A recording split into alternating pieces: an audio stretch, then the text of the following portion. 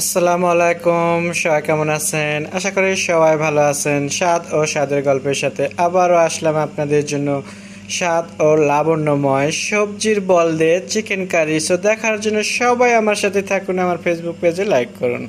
So আবারও আসলাম আপনাদের জন্য নতুন রান্না নিয়ে। আজকে আমি নতুনভাবে, আমার কাছে পুরাতন বাট আপনাদের জন্য নতুন। সো আপনাদের নতুনভাবে আমি চিকেন রান্না করে দেখাবো আজকে। সো এখানে আমি চিকেন লিছি হাড় সহ এখানে। সো এটার জন্য আমি নিয়েছি এখানে সবজির বল নিয়েছি। সো অনেক বাচ্চারা সবজি খেতে চায় না, এভাবে চিকেনের সাথে যদি সবজির বল বানিয়ে রান্না করা হয় তাহলে চিকেনের সাথে খেয়ে নেয়, কোনো কমপ্লেন থাকে না। এটা খুবই মজাদার একটা রান্না হয়। সো আজকে আমি এটা দিয়ে আপনাদেরকে চিকেনটা রান্না করে দেখাবো। তো চিকেনটাকে আমি একটু ভেজে নেব, আপনার কিংবা এয়ার ফ্রাই করে নেব। আপনারা চাইলে ভেজে নিতে পারেন, আমি এয়ার ফ্রাই করে নেব।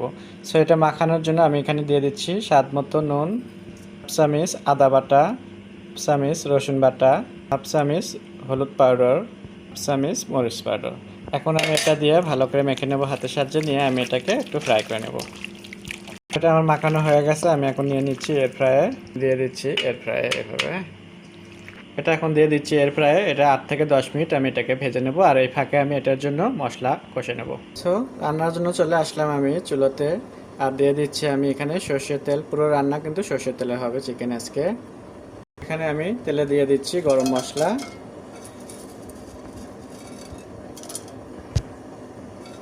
দিচ্ছি এখানে হাফ চামচ মেথি। এখন আমি তেলের সাথে এটাকে সুন্দর করে একটু ভেজে নেব 1 মিনিটের মতো। এটাকে একটু ভেজে নিচ্ছি, আর সাথে দিয়ে দিচ্ছি আমি পেঁয়াজ কুচি দুইটা। পেঁয়াজ দিয়ে আমি এটাকে এখন এইভাবে একটু নাড়াচাড়া করে নিচ্ছি। এর সাথে দিয়ে দিচ্ছি আমি এখানে হাফ চামচ নুন। এখন আমি এটাকে একটু এভাবে ভেজে নেব পেঁয়াজটাকে লাল লাল করে।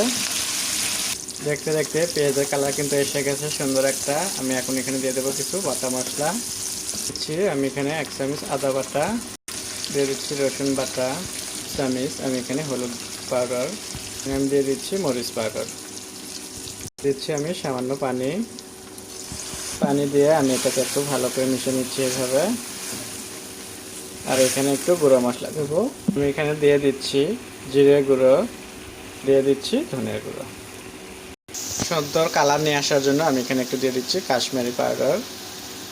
তো কাশ্মীরি পাউডার দেওয়ার পরে আমি এটাকে একটু ভালো করে এভাবে মিশিয়ে নেব। দেখতেই পাচ্ছেন গ্রেভি থেকে কিন্তু খুবই সুন্দর একটা কালার আসতেছে, আর এটার যে গরম মশলার যে একটা ঘ্রাণ আসছে খুবই সুন্দর।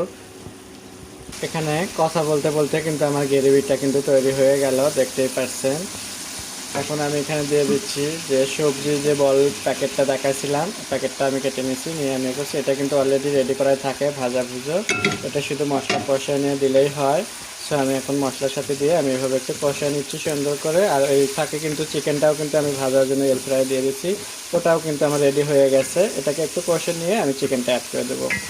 তো এখানে দেখতেই পাচ্ছেন আমার সবজি বলটা কিন্তু কষানো হয়ে গেছে গ্রেভির সাথে খুব সুন্দরভাবে। আমি একটু 2 মিনিটের মতো কষা নিলাম, আর এখন অ্যাড করে দিচ্ছি আমি এখানে ভাজা চিকেনটা অ্যাড করে দিয়ে দিলাম। বিসমিল্লাহ।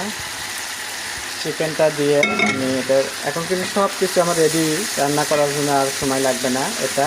এখন আমি এটাকে ঢাকনা দিয়ে একটু নাড়াচাড়া করব, আর হলো 4 থেকে 5 মিনিট এটাকে রান্না করে নেব। সো তার মধ্যে আমার এটা রান্না হয়ে যাবে। সো দেখতেই পাচ্ছেন কথা বলতে বলতে কিন্তু আমার চিকেন রান্না হয়ে গেছে। আমি এখানে গ্রেভির ঝোল রাখার জন্য খুবই সামান্য একটু পানি দিয়ে দিয়েছিলাম, দিয়ে আমি এটাকে একদম আস্তে চুলায় রেখে দিয়ে রান্না করে নিলাম। আশা করি আপনাদের ভালো লাগবে। আপনাদের যদি ভালো লেগে থাকে স্বাদ ও স্বাদের গল্পের সাথে থাকবেন, বেশি বেশি করে শেয়ার ও কমেন্ট করবেন। সবাই ভালো থাকবেন, আল্লাহ হাফেজ।